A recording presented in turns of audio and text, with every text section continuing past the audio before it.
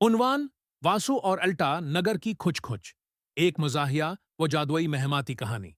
तारुफ: वासु एक भलकड़ मगर हुनरमंद लड़का था। निहायत मासूम दिल, हर किसी की मदद को तैयार, लेकिन उसे हर चीज अल्टी याद रहती थी। अगर आप उसे कहीं कि दरवाजा बंद करो, तो वो खिड़की खोल देता। अगर नाश्ता मांगो तो दोपहर का खाना ले आएगा। मगर उसकी किस्मत का फेर उस दिन हुआ, जब वो अल्टा नगर पहुंचा।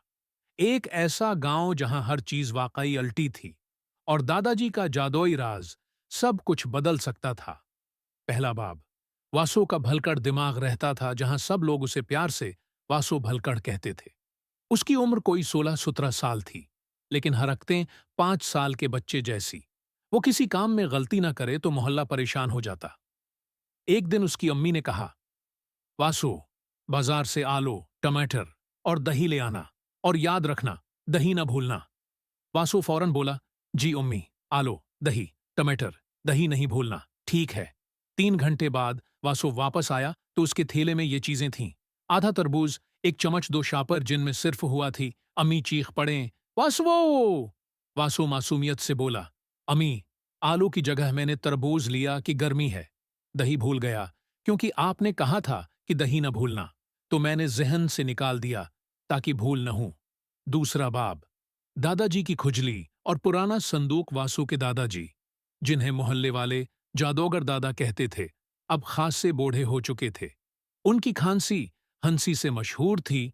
खांसते खानिस्ते हंसते और हंसते हंसते हंसते हंसते हंसते हंसते हंसते हंसते हंसते हंसते हंसते हंसते हंसते हंसते हंसते हंसते हंसते हंसते हंसने लगते। एक दिन दादाजी ने वासु को बुलाया, वासु बेटा, ये संदूक ले जा और उसे उस पत्ते पर पहुंचा दे। वासु ने संदूक खोलकर देखना चाहा, लेकिन दादाजी ने उसके हाथ पर चुप्त लगाते हुए कहा, खबरदार, ये जादुई संदूक है, इसमें उल्टे नगर का रास्ता छुपा है। अगर तुमने उसे गलत वक्त पर खोला तो हर चीज अल्टी हो जाएगी। वासु ने दिल में सोचा, आओ हो, मतलब कुछ न कुछ खोलने जैसा ही है। तीसरा बाब। अल्टा नगर की पहली झलक। वासु संदूक लेकर निकला, मगर भूल गया कि जाना कहाँ है। चलते चलते वो एक मैदान में पहुंचा, जहां सब कुछ अजीब था। दरख्त अल्टे अगे हुए थे, जड़ें ऊपर और पत्ते नीचे, परंदे अल्टे उड़ते थे। चोंच नीचे और पर आसमान की तरफ, लोग पीछे की तरफ चलते थे। वासु ने सोचा, आओ हो, लगता है मैं सीधी जगह आ गया हूं। वहां एक पतलून पहने हुए बेकरा आया, जी हां, पतलून में, और बोला, खुशामदीद मिस्टर वासु, आपका इंतजार तो हमारे बादशाह चचा चूचा को कई बरसों से था। वासु ने आंखें फाड़कर देखा। मुझे? क्यों भला? बकरा बोला, क्योंकि आप ही वो हैं जो अल्टा नगर को साइधा कर सकते हैं। सिर्फ भलकड़ ही ये काम कर सकता है। चौथा बाब। चच्चा चौचा का दरबार। अल्टा नगर का बादशाह चचा चौचा एक बहुत ही लंबा और पतला आदमी था, जो हमेशा अल्टे कपड़े पहनता था, जूते सिर पर और टोपी पांव में।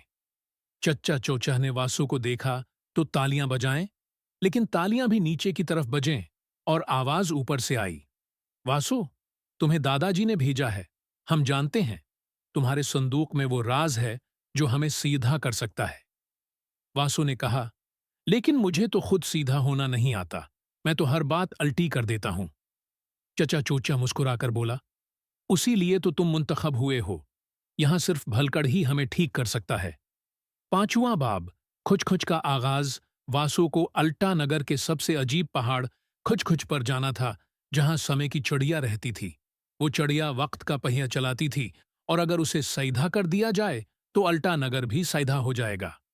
वासु रास्ते में कई मखलूकात से मिला। एक अल्टी आवाज में बोलने वाली बली, ओ माओ, देखो देख, जा न जाओ। एक खुसियानी गाय जो रोजाना अपना दूध खुद पीती थी, और एक मेंढक जो सिर्फ शायरी में बात करता था, वासु भाई, न घबराओ, खुच खुच चढ़ जाओ, वक्त बचाओ। छठा बाब। चढ़िया। वक्त और वासु की घबराहट। खच खच पहाड़ के सबसे ऊपर समय की चिड़िया एक घोंसले में बैठी थी, और घड़ी की सुइयां चोंच में पकड़कर इधर से उधर हिला रही थी। वासु बोला, चिड़िया बहन, मुझे वक्त सीधा करना है। चिड़िया बोली, तुम्हें अपने दिल का वक्त सीधा करना होगा।